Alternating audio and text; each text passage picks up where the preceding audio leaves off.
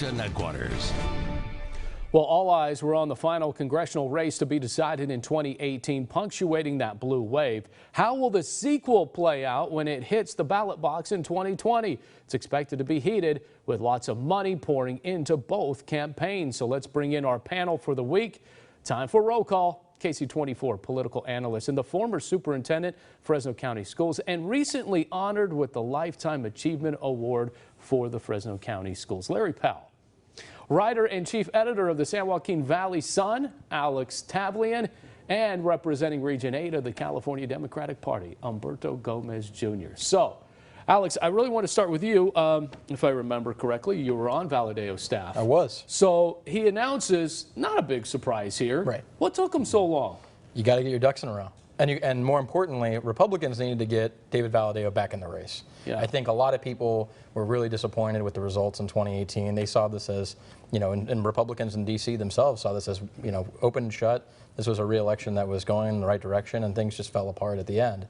And so, there's a notion that they need to win this seat back, and there was an exerted effort to get David Valadao back in the race and get him to run for a rematch against T.J. Cox. Sounds like more than $1 million will be poured into this. I would wager on a lot more than that. A lot more than that? I would. This is a seat they really want to win. This is a seat they, Republicans in D.C. see as winnable, and David Valadao is a guy who has exceeded expectations all but one election, and so they see an opportunity here. Humberto, you play a key role in the Democratic Party here locally. Valadao says the loss to Cox was a fluke. He has a record of absolutely nothing, you say?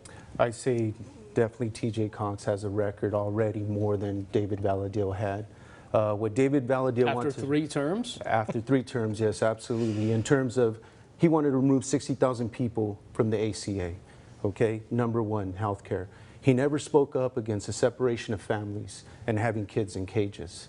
So now I think he wants to change the narrative that he's not for Trump, but he voted 98% of the time for Trump. The Farmers Relief Act, which he signed with Trump, that gave a lot of, from $2.3 million to more than $10 million for our farmers so that they could file bankruptcy. So David Valadao wants us to move backward, but we're going to move forward, and that's what TJ has done. Larry, I want to get to you because both candidates Sure. have had a financial fallout, if you will. Obviously, Valadao claiming bankruptcy on his dairy farm. And of course, we know about T.J. Cox's financial dealings that were not disclosed when he was running during his campaign. Those took a while to see.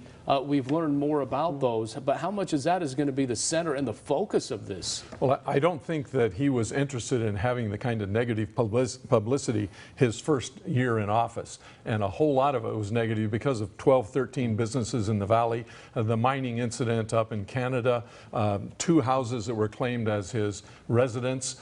You have those kinds of things. Instead of putting the energy into representing your folks, he had to put his energy into stopping all the things that were going on there. So I think it was a really rough start for him. And I think people, when they realize that you can run for Congress from anywhere in the United States, you don't have to live in the district, but they don't like that when they understand it.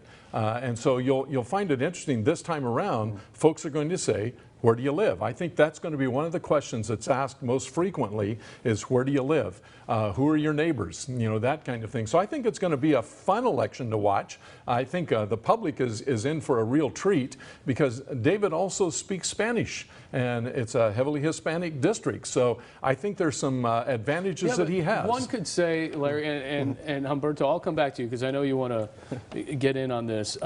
He had that 5,000 vote lead. We know it takes a lot of time to count the votes, but there was a disconnect somewhere. I think we could all agree to that. But was it about a presidential non-election year versus now a presidential election year that could do in Cox? I think the big reason why, specifically why David Valadao lost is because he always was not available.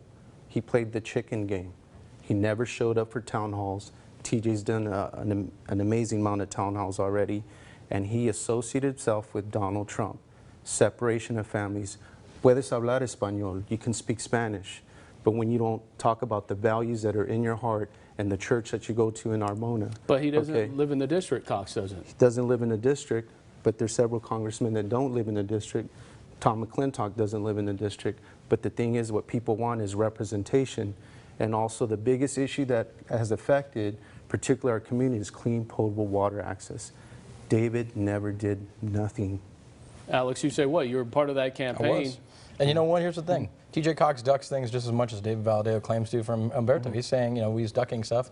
TJ Cox refused to debate in Spanish, refused to talk about anything in Spanish, refused to even go into conversations about the community in Spanish. But more importantly, TJ Cox has done nothing to advance the immigration conversation. But what about, he says Valadao did not show up. He wasn't there. He wasn't David Valadao visible. hosted countless town halls over 3 terms. Which countless. ones? I could name community coffees in Sanger, community coffees in Hanford, community coffees in Bakersfield. That were blocked but more important, not blocked off, they were open to the public. We even did one-on-one meetings with constituents. No congressman in the Valley has ever done it, including Jim Costa, including Kevin McCarthy, including Devin Nunes. That is something that is critically important that most people don't recognize, is getting one-on-one attention from your congressman. That's so unique, and TJ Cox has never done that. More importantly, he's never answered real questions about his financial improprieties with the city of Fresno. He's never talked about not paying employees in Canada, that he just waited years and years and years to get actual money. They got paid last week.